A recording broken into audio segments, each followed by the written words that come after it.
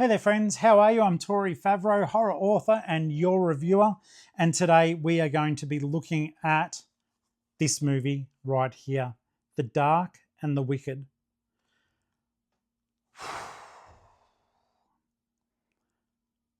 So I have not watched The Strangers, but it's from the writer and director of The Strangers.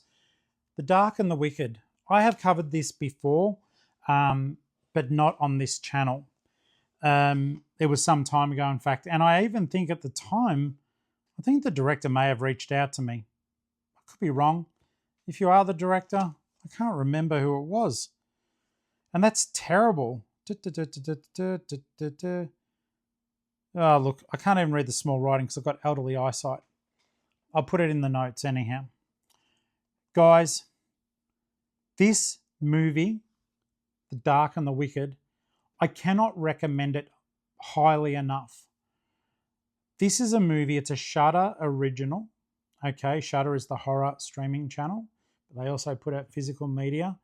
I try to buy their stuff as much as I can. But The Dark and the Wicked has the rare pleasure. Let me preface. You guys know I read a lot of horror. I watch a lot of horror. I love horror, right? I play horror video games. Haven't reviewed any of them for you yet. But I enjoy creepy things.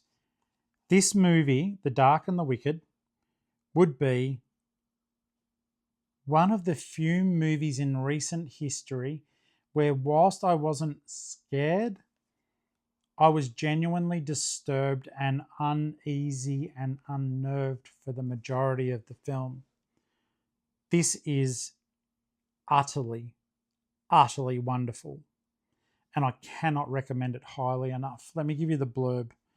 On a secluded farm, a man is bedridden and fighting through his final breaths while his wife slowly succumbs to overwhelming grief. Siblings Louise and Michael return home to help, but it doesn't take long for them to see that something's wrong with Mum, something more than her heavy sorrow.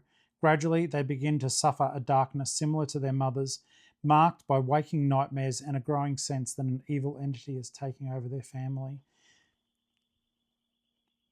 Even the blurbs on the back are correct. One of the scariest movies of the year, She Told You Not to Come. The mother does tell them not to come. Just says, Dad's really sick, but don't come. They do, because you would. A chilling descent into nihilistic evil, scary as hell, pure evil. The acting in this movie is next level. The story in this movie is next level. It is scary. It is so well thought out. There is a demonic possession in the house. It's horrible. Horrible things happen to everyone, and they're unexpected. And the jump scares, boy, oh boy, the jump scares are going to have you crapping your pants. This is in my opinion, this is the definition of a good horror movie. The very definition. If you were to say to me, and I do, if people say, what movie would you want to watch that scares you? This one. This one. There's hardly any cast in it. I think there's about 6 people in the whole movie from memory. I haven't watched it for a while. I had it in my watch it for the 4th time pile. I have seen it 3 times. It's just the feeling of isolation. The farmhouse is in the middle of nowhere. Initially, it was so bizarre. The landscape looks like it's in Australia. And I thought it was an Australian movie at first. Just, you get a feeling for your own country. And I live out in the country. And the landscape in this looks like it. But I think it was filmed in Texas. And once the movie starts, you realize they're American. But this movie is a nightmare to watch in all the good ways. Please make sure you watch it. The Dark and the Wicked.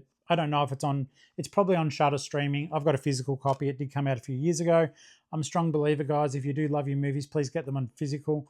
I know I know it's clutter, and I know it sits around the house, and I know it takes up room, but I'm going to put this to you. Years ago, and I've got to talk about this movie, One of my favorite zombie movies ever is Train to Busan. It's a Korean movie.